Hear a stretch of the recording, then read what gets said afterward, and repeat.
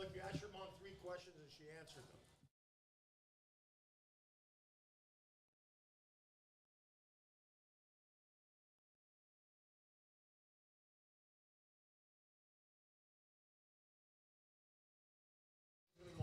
Look, you asked your mom 3 questions and she answered them.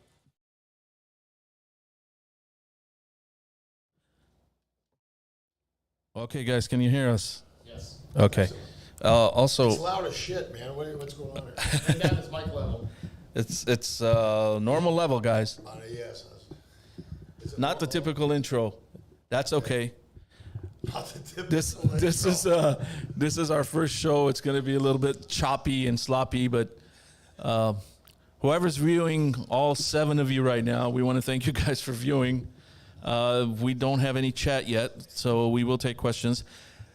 First off, I guess let me just say welcome to the show. It was supposed to be on our channel, but our channel, for some reason, YouTube didn't want to verify it until tomorrow, and we just found out about half an hour ago. So that's why we switched it over to my channel here, and we thank you for joining us on my channel. If you're on my channel, if you're watching, you know who I am. I'm going to introduce my partner here, Mr. Ara Basil. What's going on, everybody? And we have a special guest in-house, world-famous, worldwide touring comedian, Angelo Tsarouchas. I said that right, Angelo, right? Let's get an applause sound effect for Angelo. Let's do it. No, I'm gonna do what thank you. I'm gonna do what Ara does when he's out in public. I'm just gonna sit on my phone and do this. Okay, so let's start, guys. Okay, first comment is can't hear the audio, and I don't understand that.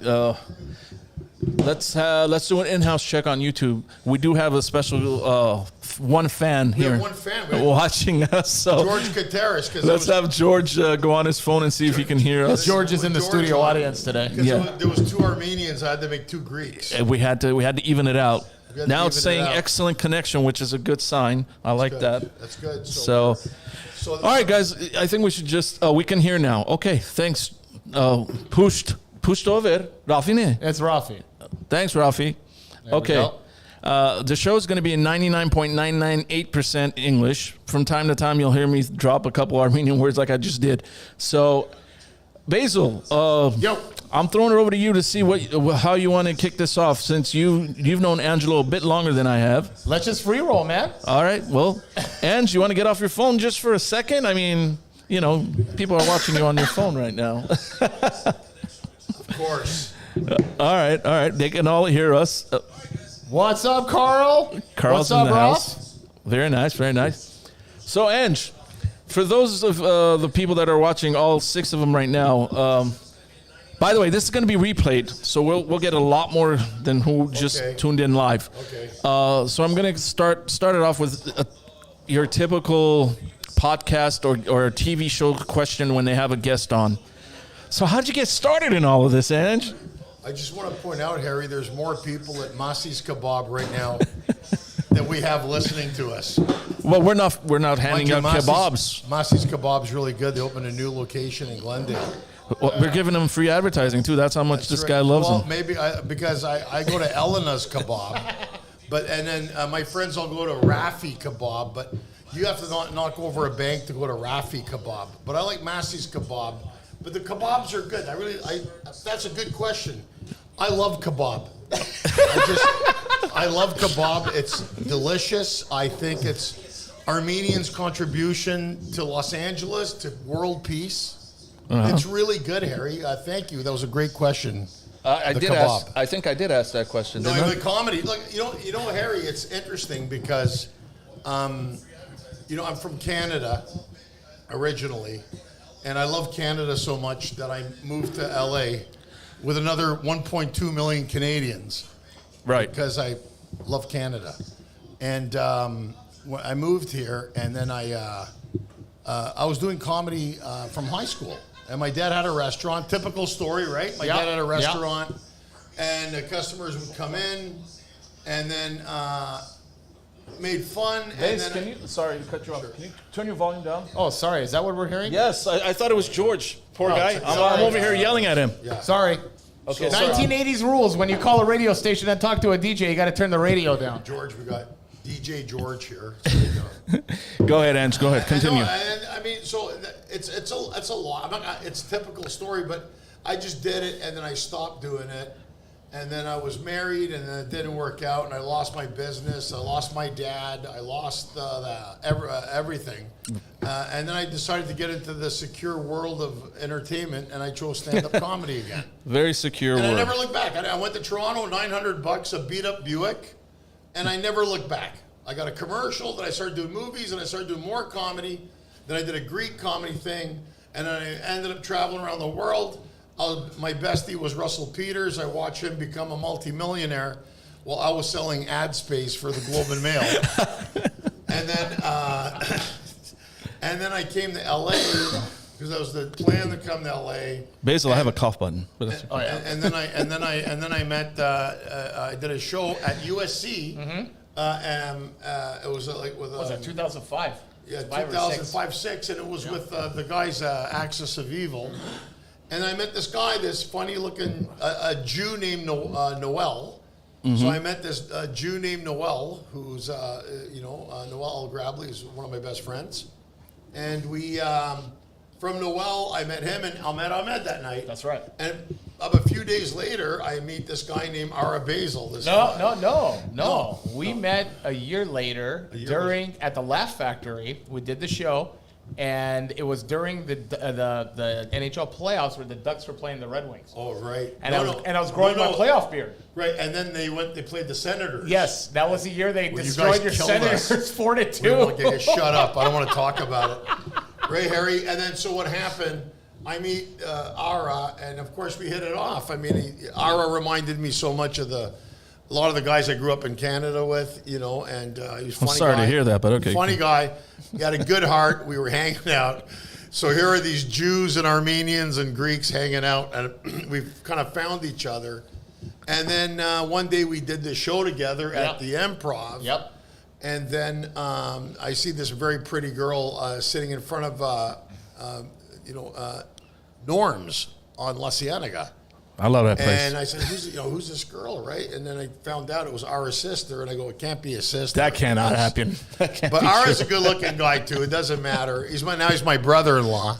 So you have to So be that's, nice. that's what I'm saying. So, Yeah. and I'm saying this for the 17 people watching. I just wanted to let you know. But the numbers are going to go up. They Watch. keep going up. I'm Keep keeping going an up. eye on it. Yeah. So then I'm just trying to condense it, Harry. So with Ara. I appreciate that. And then I met his sister, and I think she was in a relationship, and I was in a relationship, but it wasn't happening. We didn't do anything until we got out of them. But then I went to Ara because I was old school. And I'm going to tell you what he said to me, and I thought it was the funniest thing in the world. And I went to Ara and I go, look, because we were secretly, hey, George, like all Greeks, we were going secretly out. And we didn't want anybody to know because, if it fucks up, then Of course. this way, no hard feelings. Well, let me interject here for a second here. So Angelo's so old school, okay, and traditional, that he actually came to me and he said, "Look, man, I like your sister. I want to date her. And I had reservations about this because friends dating sisters never works out.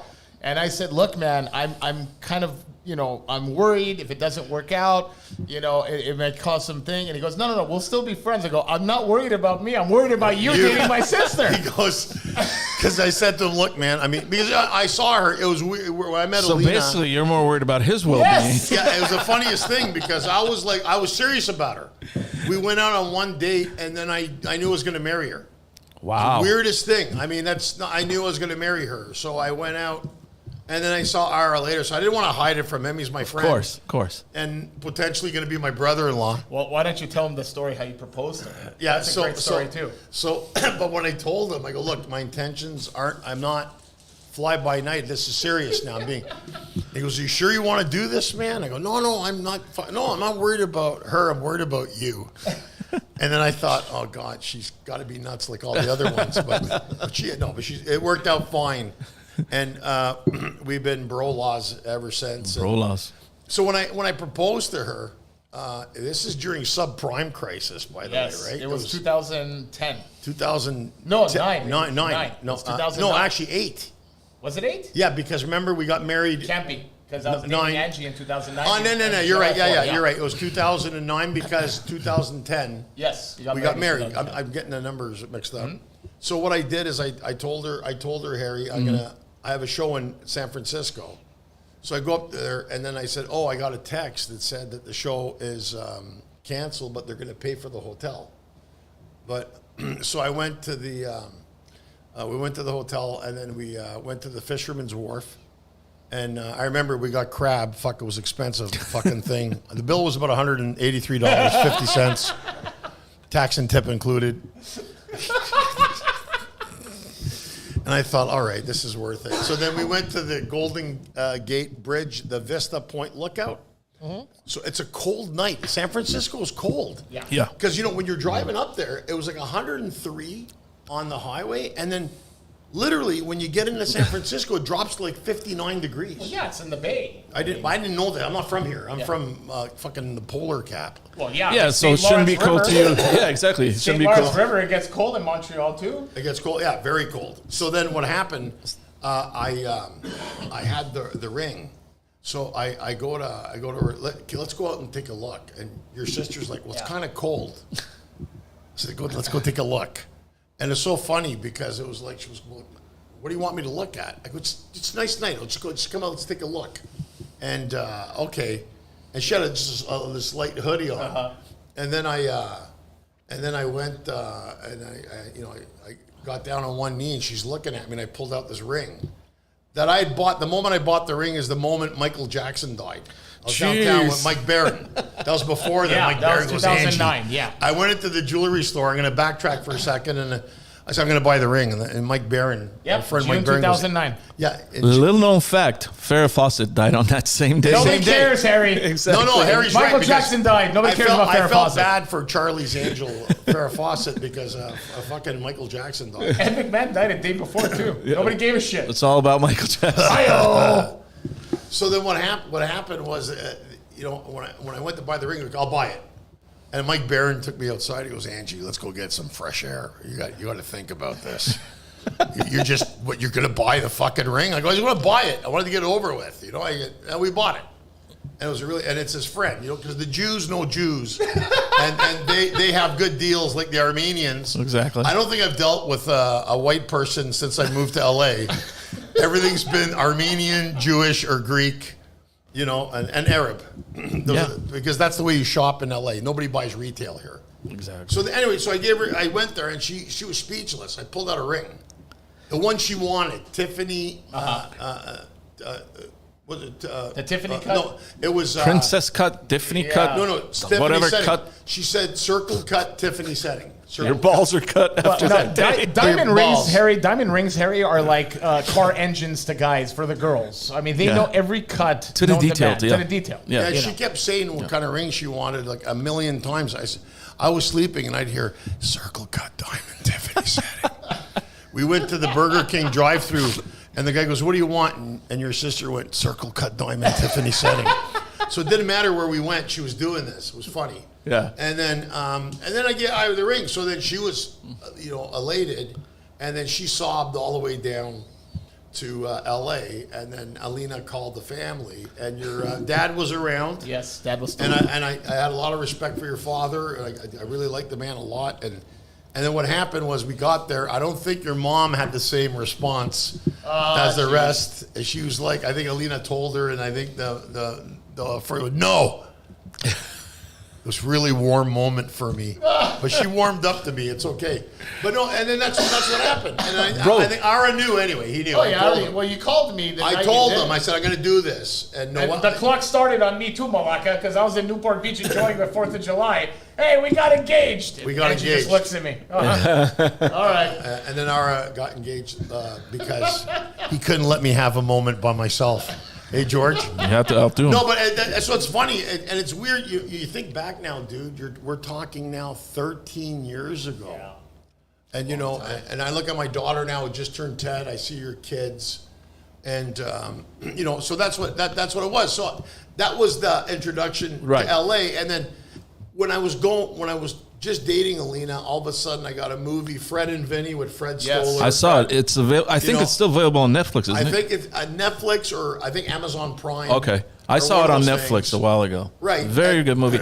I love the fact that you're into baseball cards, which is something right up That my was alley. Vinny's D'Angelo, and that was the whole thing. And then I got a part on Mad Men, and then I got a Showtime special. So I might.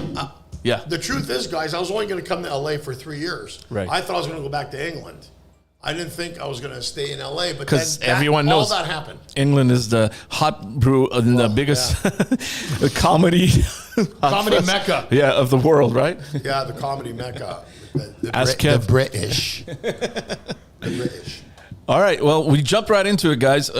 Before we even describe what our podcast is and what it's going to be about, basically, this is a podcast where we're going to have different topics, different guests, and different types of genres every week. Or we may try to do every week eventually, but at first, we're probably going to start out a little bit more sporadically.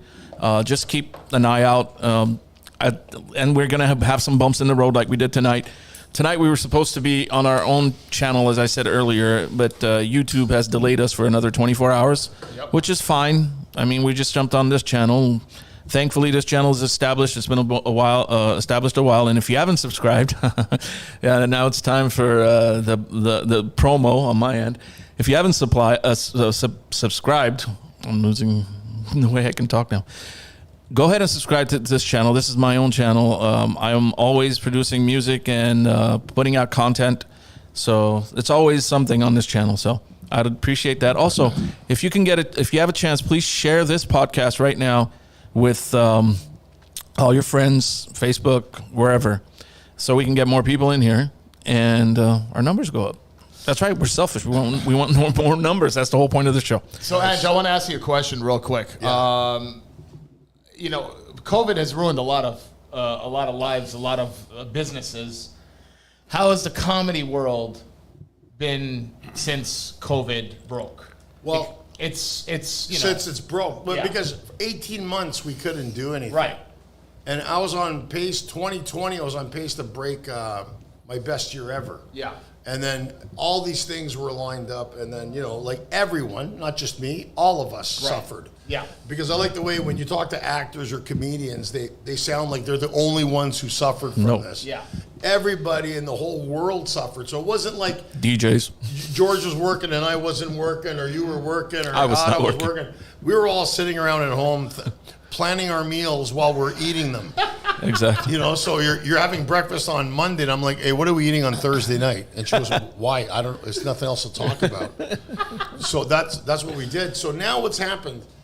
Right now it's bottlenecked just a little bit because what COVID produced was a lot of TikTok Sure. overnight sensations. So there's a lot of people. TikTok really took off. I mean, it was popular, I think, in China and other places, and then now it took off. So there's a lot of people that were making content on TikTok, and the audience was there because everybody had nothing to do but look on their phone. Exactly. Right. So the Instagram, TikTok, and now I think what's happening now, we're rolling back, I would say almost 100%.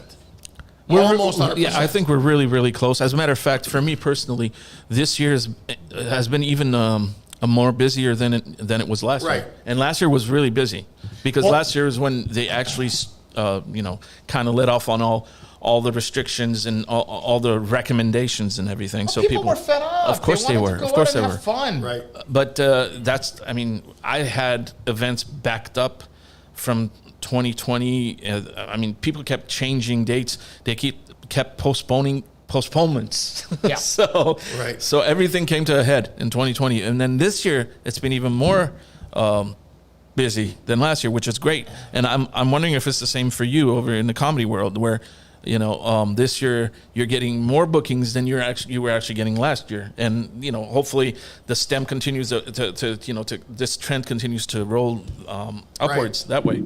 Right, because what happened was from last October, 2021, then they said, okay, we're going to do some cruises. I work on cruise ships. Right. So I went to Europe, and I did back-to-back cruises on the Harmony with Royal, and I was there for a month. So we did two back-to-backs, And then I think I did like 15, almost 15 cruises in a row, going everywhere, like the Caribbean, and then it was like out of California. They started a new one. And then at the same time, I was doing a little mini tour in the States. I was opening for Russell. Yeah. And then now it's like I'm getting ready, like this week, I'm going to go to Stockton, California for the Greek Festival. We're doing a special outdoor show. And then I'm going back on a ship out of Seattle to Alaska. And then when I get back, Chicago, Toronto, and then I'm going to Europe. I'm going to be gone Europe and the Middle East for about 5 weeks. Right. So that's now what they were scared about in Europe and the Middle East was we kept booking stuff, and because I finally went to Australia after 4 years this year. Right. And it was a good success, but you could see that people want to go out, like they're fed up. Right. You know, people said I have They're a home completely fed up, entertainment system, and fuck that. People wanted to go out. They just wanted to see people. So I notice now, now I'm going to Europe, and then all over Europe, and Greece, and Cyprus, and England, and Dubai, and Saudi Arabia, and all these places. Mm-hmm. So we're gonna go do that, and then I guess sort of roll back into something normal. Speaking of the cruises and all that, at this point, are you just personally? Are you enjoying your time on those ship or on those ships, or are you just doing it because it's a job? I mean, I think I would. For me personally, I love cruises. I think it's one of the funnest things. Shit gets boring real No, quick. well, After you've done it- that's my question. That's my question. Yeah. After you've done 140. Exactly. Yeah. It's like, I mean, don't get me wrong. These are some of the most beautiful ships in the world. Like, I'm going on this new one, the Ovation, and I was on the Odyssey. I mean, these are mega beautiful ships. But so imagine this now. You're on these 5-star deluxe cruises, but you're by yourself. Exactly. So you're the entertainment. So you have these people, families, they're having a good time. And then I don't like to tell people I'm the comedian because and you'll be surprised, Harry, the first question they ask. Because oh, you're the comedian, right? And I go, do they pay your airfare? That's what they ask you. And I go, yeah. I go, well, and how about the accommodations? Do they pay for that? Yeah, because I'm working, right? So when they see you on a cruise, I'm having a cigar up on deck 15 or 14 something. So they see you there on the cruise. So to them, you're enjoying this like me. So then it's hard for them to fathom that you're working. But they have these big theaters. You got like 12, 1,500 people. Right. And you got to do 1, 2 shows a week, 3, whatever it is. Sometimes on the bigger ships every night. So it's like, for me, it's a great gig. They take good care of you. Right. But here's the deal. I'm trying not to overeat. I'm married. I'm not chasing tail. I don't drink. You don't There's gamble? A casino. I don't gamble. Yeah. So I'm like, what the fuck am I doing here? And then you're there after you're there, you see people, those guys coming on deck, and you're sitting there, man. I'm like, I'm playing, online casino, the one with the free chips. Yep. I'm playing that all night, losing my brain. Right. And then, I mean, it's good, but I think if you're by yourself, like, look, tonight, right, George is here, Ada, you. We're doing this little podcast. It's fun. We can see each other. We're hanging out, right? Right. But when you're by yourself, you're like the fucking weird guy who sits there. And then and I'll tell you the funniest story. About 3 years ago, I was on the mega ship, the Symphony, and it was going out of Barcelona. And on the ship, they had a bear convention. Oh, geez. So the big bears, the big hairy men who like men, are fucking bears. And I'm like the Brad Pitt to them of that fucking world. So I'm on the ship, and I'm sitting there having a cigar. So they're on deck smoking, right? And you know what? You have to be nice to everybody. You're Of course. You're representing. Right. So they see me, and I see the guy at the nipple rings. Oh, my gosh. The big Garacudas, the big bears. He goes, hey, why don't you join us? All right, so I go sit over here. I sit down with them. And I'm there, and he goes, who are you here with? Because he didn't know I was a comedian yet. I go, oh, I'm just by myself. He goes, oh, don't worry, honey, not for long. And I said, no. I said, this is cool. Good for you guys. I'm not homophobic or nothing. Right. But I go, this is what I said to him. I said, I'm married. And he goes, a lot of guys here are married. It's okay. Surprise. You can be you here. And there was one guy that kept hitting on me. And I kid you not, like every time I went there, So I did the show and they saw it, right? So the guy comes up to me and he goes, and he wasn't a bigger guy. The bigger guys are bears, the smaller guys are bulls. Is that how it is? I learned this. So You sure do know a lot about the bears and bulls. That's what they call 'em. homosexual lingo here. Yeah. So the guy comes over to me. It was funny because he goes to me, can you take a picture? And I thought, take a picture, like, we get up together and take a picture. Sure. So I go, no, you have to get up. And he takes his iPad and clicks a picture of me, just sitting there. He goes, I got it, thanks. And he leaves. And I'm thinking to myself, is this guy gonna go jack off to my picture in the room? I'm thinking, no, I was kind of flattered about it. And it didn't matter to me. I thought it was fucking hilarious. So he was persistent, right? And I'm like, dude, like I said, I have no issues with this. I think you guys are having fun. Right. This is great. Now, I got no issues. You no. do you, boo. No, it's good. I mean, it really doesn't matter. And then the last day, and this is the truth, the last day the guy comes up to me, he goes, I'm in cabin 4560. He goes, why don't you just come over to my cabin? He goes, I'll do all the work. Oh. And guys, for 35, 40 seconds, I really thought about it. I go up in the middle of the ocean, and I'm like, and then he said, this is how clever he is. He goes, who's going to know? Who's going to know? And I thought in my head, That's right. Who's going to know? this guy's going to grab my wiener, but nobody's going to know unless I tell them. And here I am on your podcast telling you. But you see, now the reason I told this story is that's comedy to me. Right. So this happened. Right. This actually happened. It's not like I'm making it up. Right. But the best part was, who's going to know? Exactly. So here's the thing, man. Are you a bear or a bull? I was a bear there. We're having audience participation right now. George inquiring. Here's the thing, Andrew. It's like everything that you experience off stage, I'm sure you incorporate on stage, or you use Yes. elements of it. Because Yes. I know comedians, I've spoken to a lot of them, and they always tell me the same thing. It's like it's observation humor and experiences that they've been through themselves. And have you used this bit on stage? No, I was in Reno, but Reno is inhabited by Middle Earth. So, I mean, I was working the club there, and it's like I started talking about this because what's funny? This is the thing about comedy, because they always say, "What's funny?" So I come on here now and tell you guys a story. Right. It's a funny story. Absolutely. Because it happened. But what happens sometimes, I think comedians, this is a plug, and you'll understand this, is that you have a funny story, you forget to tell the audience. Yes, it happens all the time. That's so funny because I'll be in my studio just playing with music and doing my thing. And I'm like, oh my God, this is going to kill at my next event. I get to my next event, I completely forget about it, and I play everything else except what I wanted to play. Right. Yeah. Well, what people don't understand about comedy is we're not just talking on stage. Right. It's not like we're Dave Chappelle and you can sit there 6 hours and you can just talk about everything. Comedians are like musicians. We have a set list. Yeah. Okay. And we have our jokes, and we're gonna direct the audience where we want them to go. You're right. Now, Same as musicians. Right. So here's the beauty of comedy, though, and Angelo will agree with this. It's a live organism, okay? So you can do a joke that kills one night, and you can do a joke, the same joke, It won't work in another crowd. in another show, the crowd will not bite.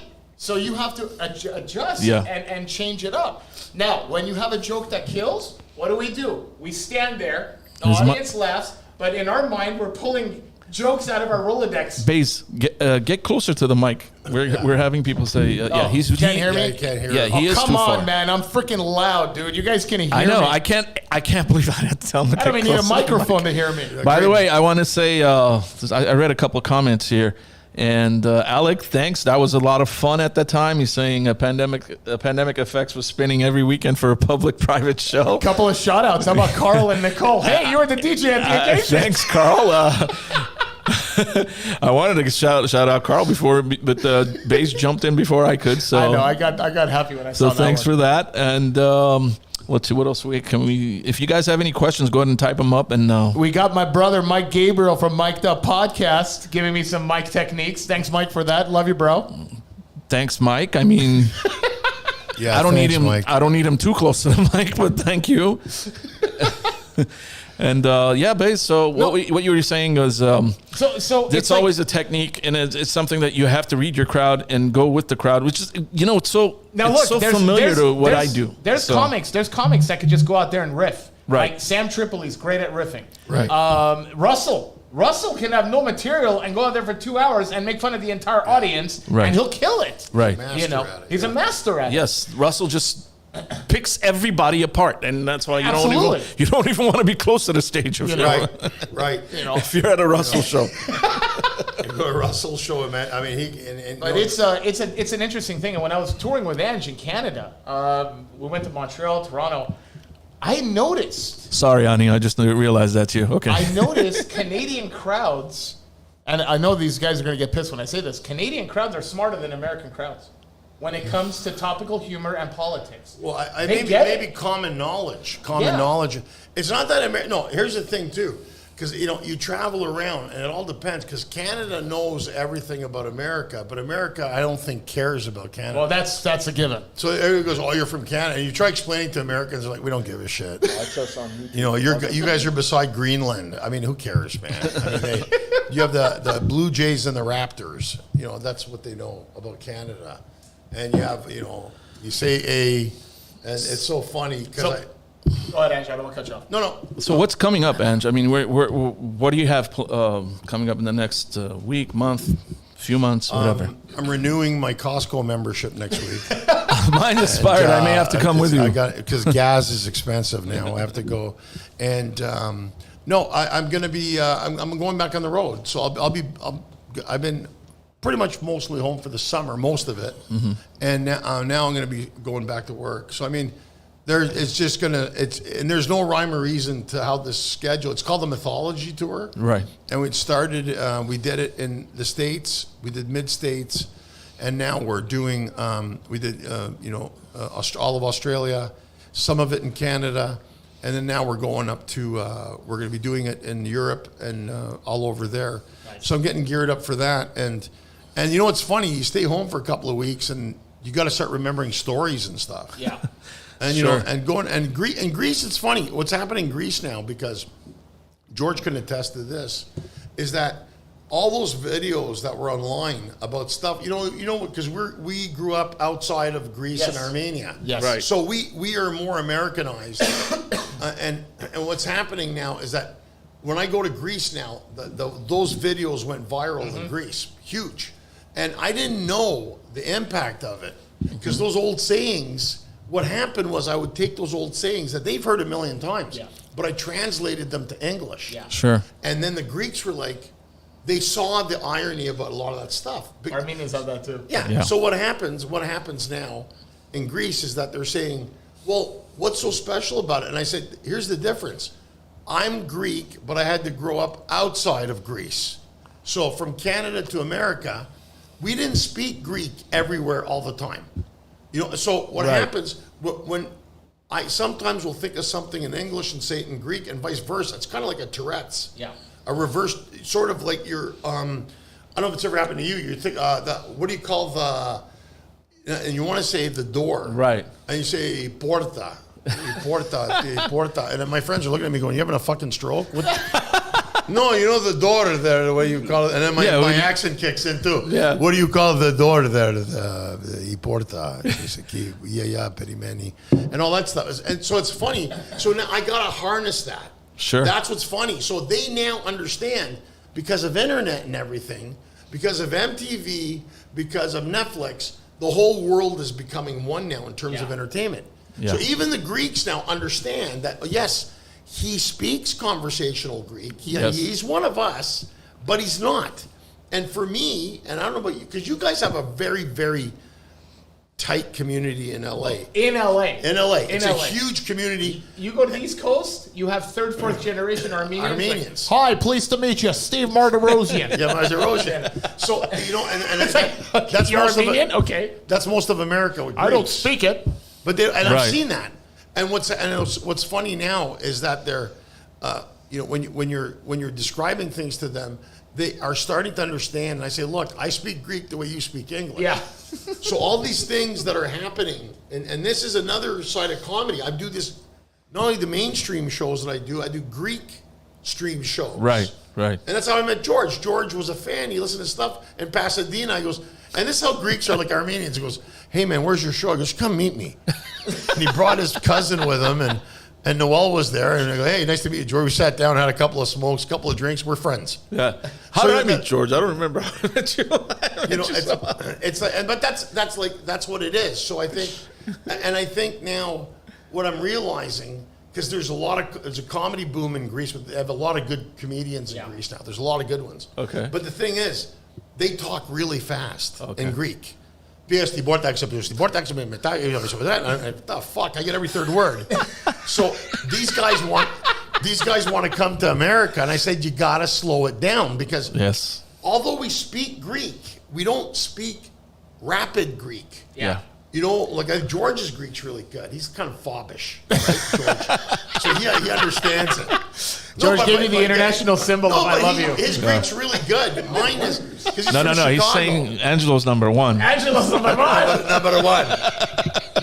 No, so but they really appreciate it. I think they appreciate the fact that both my parents are from there. They left. We're products of them. Yeah. And now we're going back. And you're going to see now, because I see the Armenian movement as the same thing. You guys have the largest Armenian community in the world outside of Armenia. Yes, is in Los Angeles. Yes. It's the same with the Greeks in Melbourne, Australia. There's 700,000 Greeks in Melbourne. Right. And outside of Greece, that's the biggest city. Yeah. So I noticed that. Now, there's smaller audiences. So if I've seen Ara do shows, so if there's Odors in the room, the Xeni, as we call them in Greek, the Ian Millers. The Ian Millers. You know, so you're going to, because, you know, as soon as I tell people, my wife's Armenian, the first thing Glendale? Yeah. That's the first thing they think. I go, actually, she was born in Hollywood, because you guys were born in Hollywood. Yes. And she was born in Hollywood Presbyterian Hospital. She was, no, actually, my wife's from Hollywood. Yeah. And my brother-in-law, they were born there. That's right. You see, it's the thing. Right. You know, and if one more fucking person calls me, when they meet a Greek person, I'm going to call Angelo. Like Russell does it. He's in a taxi in New York. The guy's name is Dimitri. He calls me up. Hey, Dimitri, you know Angelo Tsarouchas? No, I know Angelo. I go, what the fuck? Am I the... And every time, every time I meet an Armenian person, I'm going to call Ara.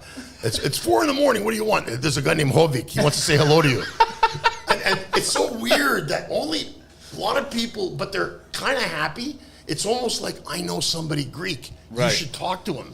I like how we go to do shows, and then you have the wait staff at the club or a restaurant. They sit down with you, and in 5 minutes, they're talking about business ventures with you. Yeah, remember that guy? Ara? He goes, I know we should open Greek restaurant in Santa Monica.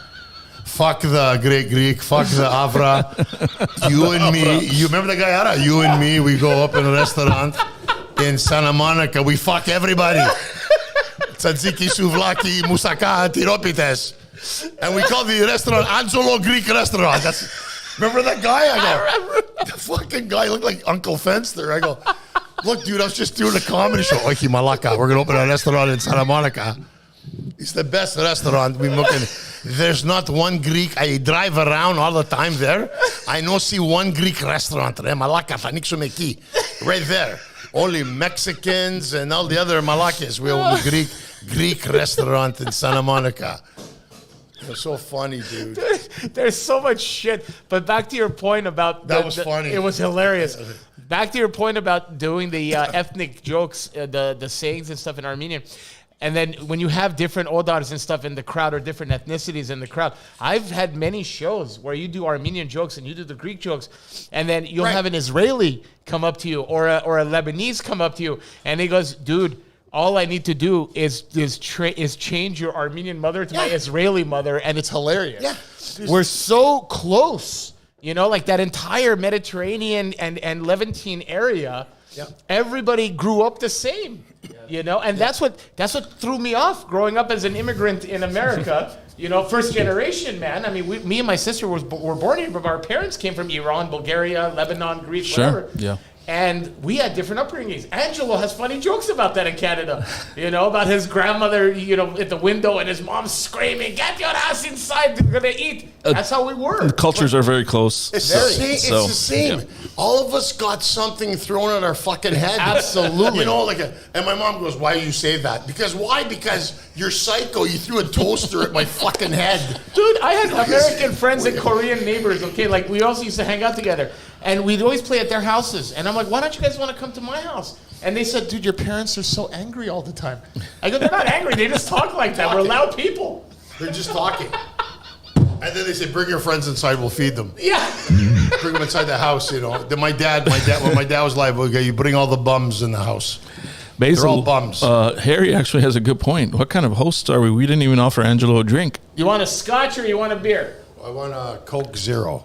We have a Coke Zero in the. All right, it's okay. Well, thank you for the listener there. Thank you, listener 13. And Alec, I'm drinking Peroni. We were in such a rush to get the podcast up on time. I didn't have my Stein and my lager. So I will have my 64-ounce Stein next week, and I'll get drunk within the hour. Right. So it's good. And also, we ran into some technical difficulties, but thankfully, we got through them because, I'm kind of a technical genius, so. Let's talk about, so since I moved, guys, to LA, I've been here 16, going on 17 years. This is the hottest spell I've ever experienced. But it's also the shortest hottest spell because we didn't have a hot summer, if we were going to be honest about it. Up until now, it's been very bearable, and I hate the heat. So I would have noticed if it was really hot this summer. I do want to point out one thing. We are under a flex alert currently, okay? and I do want to point out to all our liberal viewers, we're using reclaimed electricity. Okay? So this is all recycled electricity in the studio.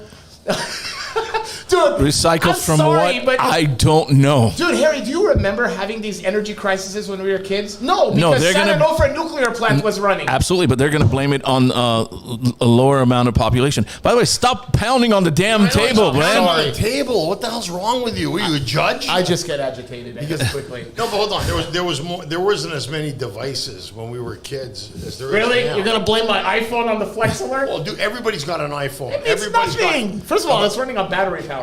I love the Governor Newsom. He said, we're not going to build fossil cars after 2035. And then last week he goes, okay, don't plug in your car. Exactly. Make up your mind, Malaka. Are we having electric cars or not? You know what I love? I love the fact that Basil's been in entertainment for over 20 years. He's worked on TV shows. He's been in comedy clubs. He's done a lot of what you would need to do to be in entertainment. And he still doesn't know how to talk directly into a mic. He's over here. He's over here. He's over here. Well, okay, when I'm on stage, I hold a microphone and I do this. Okay, but we're not on stage, We're not on stage, buddy. I know. We're in a studio, so I need to... You sound as if you're coming from the next room. I sound like Christopher Cross singing. Once in your life. No, he sounds like he's coming from the next room. I was waiting to see if either one of you were going to say anything about that. I heard it. I heard that. Hey, is it just me, or does Newsom sound like a villain from Batman? Okay. Yeah, you know what? It's like let's just go back to comedy because Newsom, same thing. So it's so funny. I mean, and I don't really. Is that a rip shot? I don't really. Give me a rip shot. No, I don't really do American politics because in Canada we don't give a fuck. Really, it's a little left, a little right. Nobody gives a shit. But here, you guys are fucking mental. So you can't say anything. So the only thing I said about Newsom, I said, because remember Gavin Newsom, and he goes, everybody should stay home. It's COVID. We can't spread it. I'm going to go to the French Laundry and have Nouveau Beaujolais with foie gras and have a cigar. But the rest of you fucking peons, stay home. Right. So what I found funny is that he told everybody to stay home, but he didn't. Yeah, exactly. And then, so I think that's more of a personal issue as opposed to his politics. And I know here that, it's easy to get going. That's why I never really talk about politics because I think they're malakas. It doesn't matter which way you look at it. I mean, poor Joe, he shits his pants, he falls off the bike.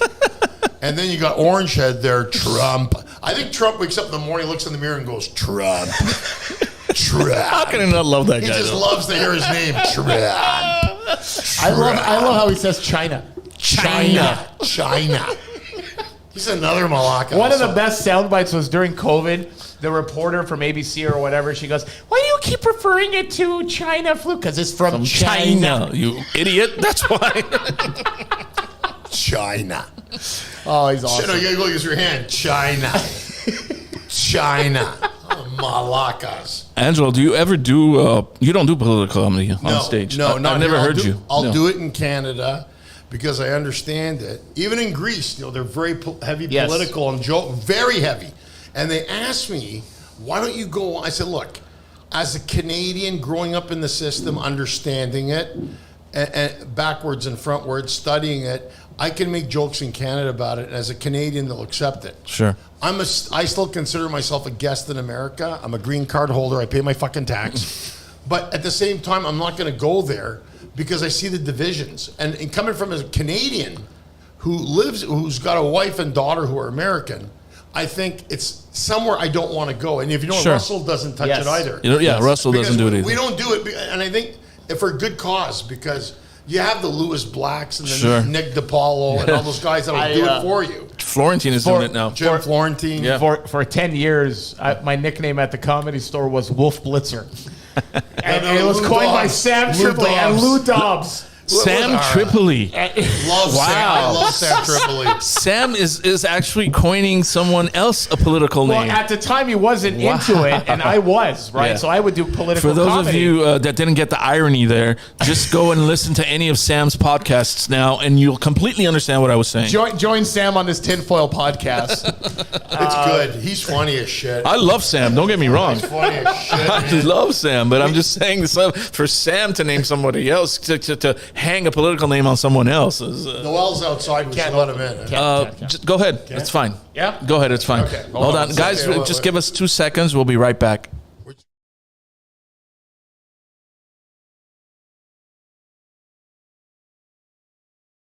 Entertain yourselves.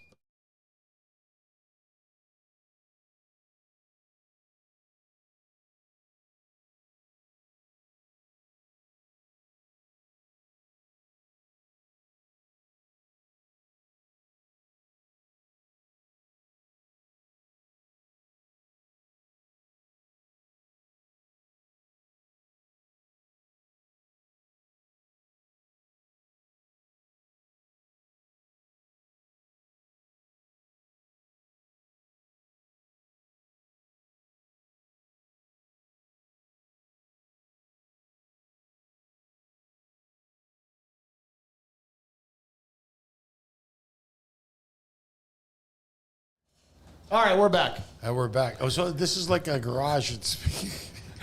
Hey, don't give away all our So, secrets. so hold on. I want to get back to Ani. What Ani posted, she goes, well, like when Bush used to say nuclear. Yeah, nuclear. And I used to love doing Bush jokes in 2004. And my favorite one was how Bush gave a speech after Hurricane Katrina and did not flub a single word.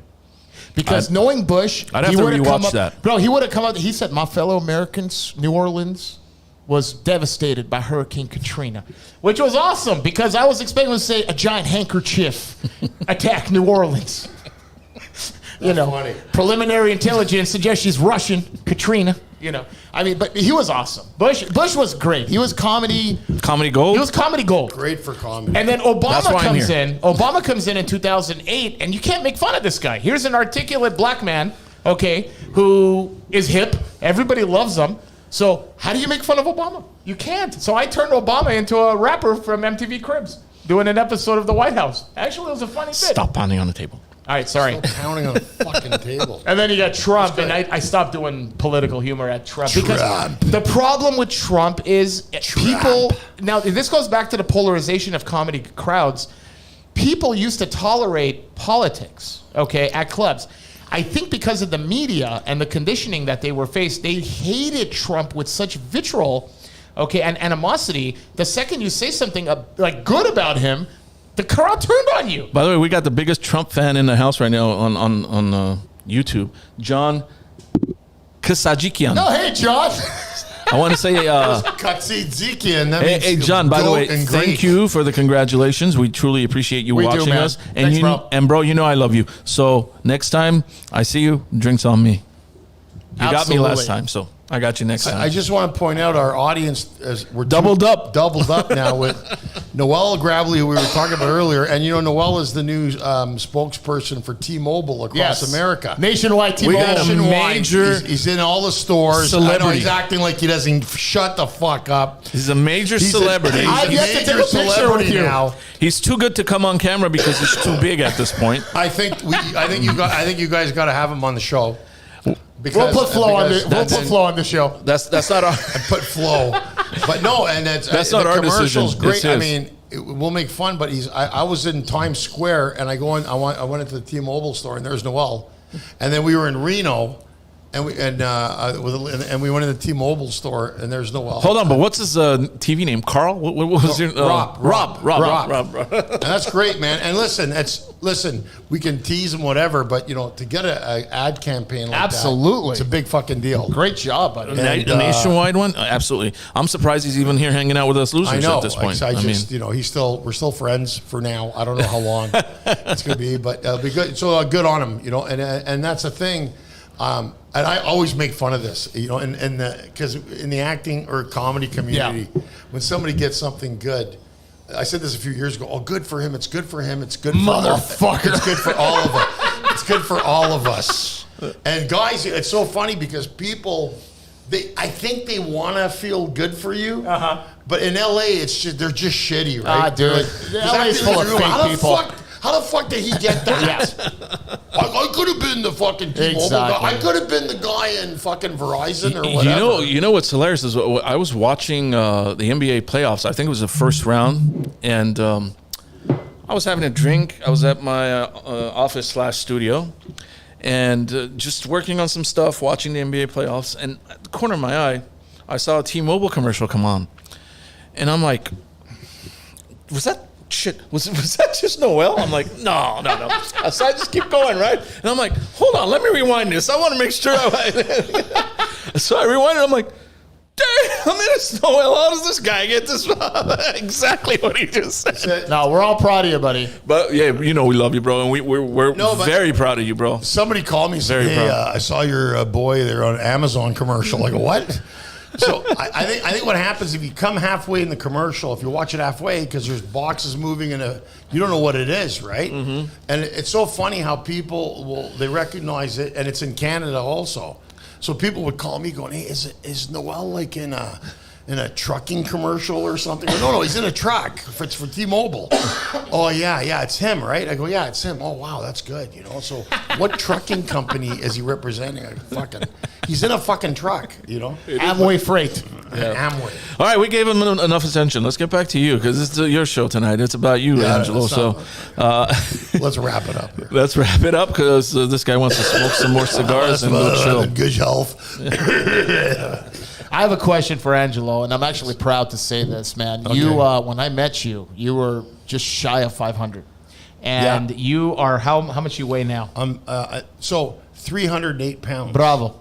Down from 140 pounds, man. 489. Yeah. I put it now. It's funny. That's not easy, guys. I found that picture the other day, and the reason I posted it was because I was touring with Russell, and we were in Stockholm, Sweden, and there was so much traffic to go to the airport. They got us a helicopter. Okay. But what happened that day? You had to weigh yourself, Of course, to get on the before you copter. go in the helicopter. They want to weigh to see how many people. So I didn't know at the time.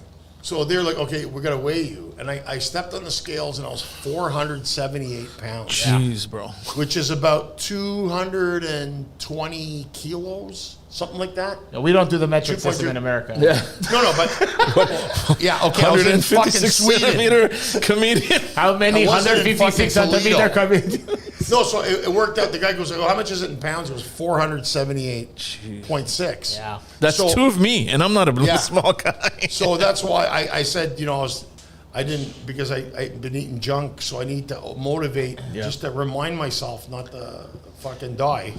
So I decided to put it up. I put the picture, and you see me, I'm the size of a house. Yeah. Right beside, I look like I'm part of the helicopter. So how do you do this? Because when we go on the road, dude, we eat. We eat a lot. I mean, one time in Basil, Montreal, we ate 4 dinners in 30 minutes. I can even answer this question. I've been doing it for the last 46 days at this point. But I mean, I don't know if Angelo was doing it the same way I'm doing it. I eat once a day, and I'm on keto. I'm just cutting carbs and sugars, and I just eat protein, and I'll have maybe a little bit of vegetables, and that's it. Harry, that's good when you're in town. But Even when when I'm out of town, even when Dude. there's ways to do it. There was one time There's in ways to do it. Montreal, the night Forget that before, trip. Forget it. our friend Chris Tsarouchas goes, come to the house for dinner. I specifically heard him say dinner, okay? Angelo and Noel didn't hear it, okay? So the next day, we go have lunch at 1 o'clock, and then we eat dinner at 5 o'clock. Now, the Greek restaurant in Montreal had a 2-for-1 special. 2-for-1 entrees. 2-for-1 entrees. So we each ate 2 entrees, okay, shit. within 3 hours. Now, I go, Ange, Chris invited us to dinner. No, it was for desserts and coffee. That's what he said. No, he said dinner. And then we No, he walk said in, he's got dessert. a full spread at the house. Full table. And we had to sit there and eat another fucking dinner. After you just had 2 entrees? Oh my Hey, god! listen, I'm shocked. Poor Noel, he's coming to Montreal. I'm saying in a coronary. Every time we go to Montreal, we're going to go here. We're going to go there. Madame Poulet, this. They bring out the food. Dude, I kid you not. And he's my witness. And I mean, even Georgie lost a ton of weight. But you go to Montreal and they're like, okay, fuck, we got to feed the beast. Yeah. And anywhere you go, they're giving you food. And I mean, we went to Jardin de Panos once, Yanni's restaurant, which is excellent. You've been there. Yeah. And we had eaten so much that Noel had to go take a shit to come back and finish. I remember he had the uncle eating rice pudding, and he was upset at us because Yanni wouldn't. He's about 100 years old. He wanted to go to the strip club. And Yanni goes, yeah, he's upset because we're not going to the strip club to see putanes. And I go, what? And he's there eating rice pudding, staring at us. John has a very important question I definitely need to answer. Yeah. He's asking if I can drink on keto. Only scotch, which works perfectly for me. That's not bad, right? No Tommies this time, Harry. No Tommies tonight. No Tommies. So I have to. I think we're coming up to a close. We're coming up to an hour, but I do want Angelo to say that one story in Toronto with the Greek diner. This is a real life Saturday Night Live sketch that actually happened to you, and tell them the story. Yeah. So the burger place. Yeah, the burger joint. Burger. So there was where I was living in Pape and Danforth, which is the corner of Greektown. There's a place called Burgers, and there was a guy named Costa, and this guy never fucking smiled. Right? You walk in, hey, good morning, Costa, and the guy looks at you like, he makes Smo's brother working. So inside joke, but so every time we went in, so the sign said all day breakfast. That's what it said, right? Sure. So I used to wake up in the afternoon. I go in there, and I go, hi. I said, can I get the all-day breakfast? So this guy now is fucking muttering in Greek, motherfucker, son of a bitch. Fucking in Greek, he's going all-day breakfast, malaka, nasty. We think it's a hotel, Holiday Inn, all-day breakfast, hodro malaka, fat bastard. He's going on and on, right? And then he goes, oh, all-day breakfast. So he brings it over to me, like, here you go. Oh, he goes, sorry, all-day breakfast. And then, because he called me fat bastard, and I could hear him, but he's muttering it to himself, and the other guys were laughing. So at the end, right at the end of it, he thinks I'm an Odar. He doesn't think it. So I turn around and I go in Greek, ohodroste to logariasmo. Which means the fat bastard wants his check. And then he had a little cigarette and he goes, you're Greek, You're Greek? Why you don't tell me you're Greek, Malaka, I don't mean you chodros. You're tzabi. So he found out I was Greek. Right. I did that on the CD, and then it got back to him. To him, okay. That they said that place, and he goes, now because of you make me famous. Everybody's coming in for the all-day breakfast now. The other place in Toronto was Square Boy Burger. Yeah, Square Boy. Square Boy. So there's a guy Louis that works there. Okay. So you go to Square Boy Burgers, and they have a different way of speaking English. So I go, give me a hamburger and a Coke. So he goes, he looks at the guy, goes, one cheeseburger, no cheese. And the guy goes, I go, what? Hamburger. No, that's not. I go, why'd you say cheeseburger, no cheese? That's hamburger. Say hamburger. I am cheeseburger, no cheese. And then he says, I can have a Coke. He goes, bigger large. Bigger lunch. Bigger large. I go, what's the difference? It's big as large. So I did that on CBC Radio on the comedy LOL comedy. Sure. And about 2 million people heard it in Canada. So guess what happens the next week? Everybody's going into Square Boy Burgers, which are phenomenal. And they're going in and they're going, can I get a cheeseburger, no cheese? And he's sitting there going, what the fuck is going on? So I go, and then his partner goes, why are all these people coming in, cheeseburger, no cheese, and they're all smiling? And he goes, I'm Malaka, I know who did it. So I went in the next time, he goes, you. There's a whole bunch of people in the restaurant, goes, cheeseburger, no cheese, Malaka. Hey, cheeseburger, no cheese. And then he goes, business is good now, you're not going to pay. So he goes, his business went up. But it's true because he said it that way. So to me, I think that's some of the funniest stuff. Right. When you hear people say things, you know, you want to make it relatable. Because, Absolutely. Yeah. You know. And tell them about the roast. Oh, yeah. So there's another. I'm going to give you my third one. The Audience participation night. thank you. Noel's right. 'Cause there's a place called Zorba's. Now, these places are all a block away from each other. Zorba's, late night restaurant, burgers, okay, and Square Boy Burgers. So you go to, when you go to,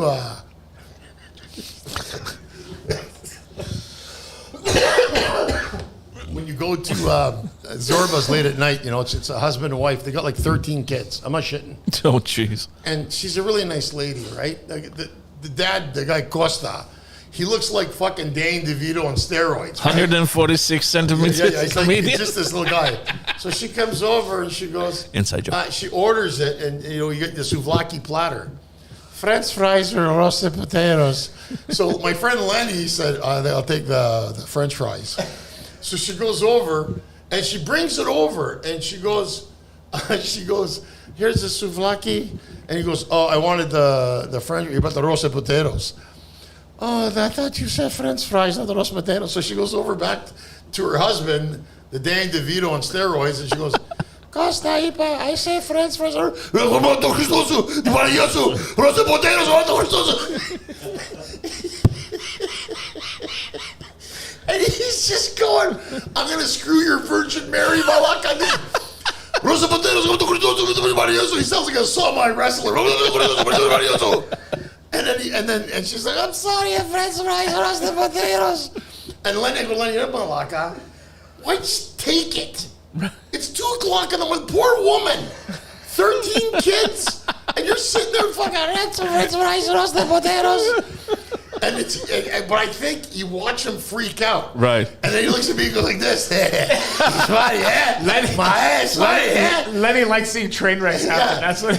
And he looks at me, he blames me. He goes, it's funny, yeah? Roasted potato, French fries, Malaka. Life on the road, folks. It was funny, but these are all. I'm glad, you know. I'm happy because these are things I kind of forgot about. Maybe I'll bring them back when I go to Greece because I need new material now. French fries, potatoes. But there's something about a lot of cultures freak out. It's funny. There's something about Greeks freaking out because they just say shit doesn't make sense. You know. Sure. They go over because they're just fucked in the head. Armenians are like that too. I'm guilty of doing that. I spaz over everything. Yeah. I There's do. I'm not no gonna doubt lie. about that. I spaz over everything. But the Armenians, the funny part about Armenians is it depends on what type of Armenian you're dealing with. Every Armenian spazzes out a different way. Bro. And when I say every Armenian, I mean every subculture of Armenians. Yes. Spazzes out. You got the Barska highs, driving cars. All right, the show's reached a new low in the first episode. You got highest on Highest hot season.